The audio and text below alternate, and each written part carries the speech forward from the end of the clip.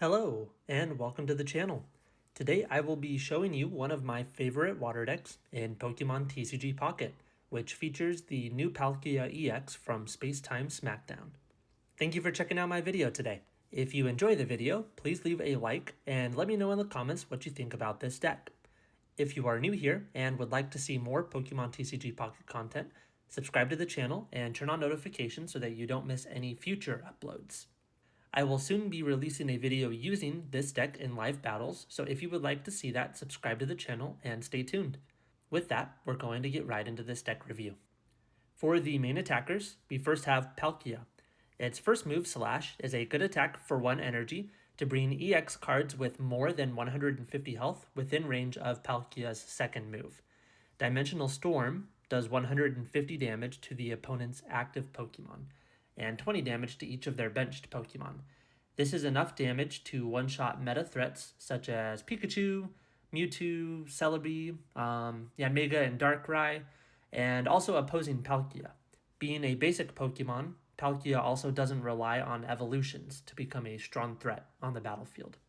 Articuno has consistent output of damage with a lower energy cost than Palkia. Articuno only requires 3 energy for its second move, compared to Palkia's 4 energy. Articuno also doesn't have to discard energy when it uses its moves. Both Palkia and Articuno's second moves deal damage to opponents' benched Pokemon, which pairs very well with the new Cyrus Trainer card.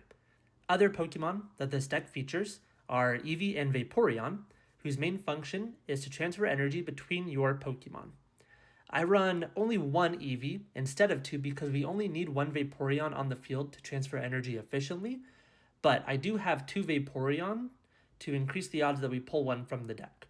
I find that only needing 1 Eevee works out because with the Pokeball, Pokemon Communication, and Professor Research, we're pretty consistently able to pull an Eevee if we don't start with one already. Manaphy is our main source of energy, especially early game. On the first turn, it can attack. Manaphy is able to attach an energy from the energy zone to 2 of your benched Pokemon, if you have 2 out already. This means that on the first turn you have energy available, you can have up to 3 energy across your Pokemon. With the right cards, you can get Palkia in your active spot with 4 energy to use Dimensional Storm on only your second turn. This is really big in taking out opponents' EX Pokemon that are in their active spot early in the game. Moving on, we have the trainers, tools, and supporters in the deck. I use 2 Pokeballs and 2 Pokemon Communication to effectively draw the Pokemon that I need. I used to only play with the Pokeballs, I didn't have the Pokemon Communication. I found that I would pretty regularly get stuck without a Vaporeon that I needed to move energy around. With Pokemon Communication, Vaporeon becomes more accessible when you need it. I have 2 Giant Cape in my deck to help Palkia and Articuno survive big hits from other EX level Pokemon. You could choose to just have 1 Giant Cape, which I actually used to run. With only 1 Giant Cape, I had Misty as an alternative, but I recently replaced Misty with a second cape to increase the health across my Pokemon. This tool will also help Palkia survive hits that deal 150 damage, such as those from Mewtwo or other Palkia even. It will also help protect Palkia from Mew if Mew tries to use Palkia's Dimensional Storm. It's a very good card to have. I recommend having 2, but you can probably get away with just 1. I have 2 Professor's Research to help cycle through the deck and draw cards that you need. We have 2 Leaf Supporters to help us retreat our active Pokemon that may have energy attached to them already.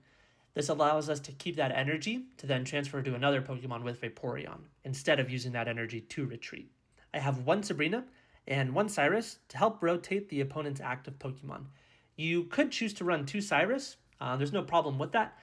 I personally like having a Sabrina in case there is an active threat and the opponent doesn't have a benched Pokemon with damage counters already on it. For those of you who may be wondering why I don't have Misty anymore, or why I recommend against Misty, it's because I find that you just don't need her in this deck. When I used to use Misty, it wasn't because I needed energy, it was just to have a chance to get some extra energy, if that makes sense. Manaphy already nets you enough energy to get through a match, and while Misty could be useful on occasion, there are times when you will just flip tails and not get anything. For that reason, I don't see the need to run Misty, and again, Manaphy gets you so much energy already, don't really need to have a Misty in the deck, which lets you put in other cards that you might want or need. And that's the deck. I have been using this deck both online against other players and in the solo battles against computers as well. And I find that this deck works against a variety of opponents and different types of decks, even electric decks. If you want to see my upcoming video release of using this deck in battles, make sure you are subscribed to the channel. If you have any thoughts or recommendations about this deck, leave a comment. I'd love to hear your thoughts and feedback. And once again, if you enjoyed this video, please consider giving it a like. With that, I want to thank you again for watching, and I hope to catch you in a later video.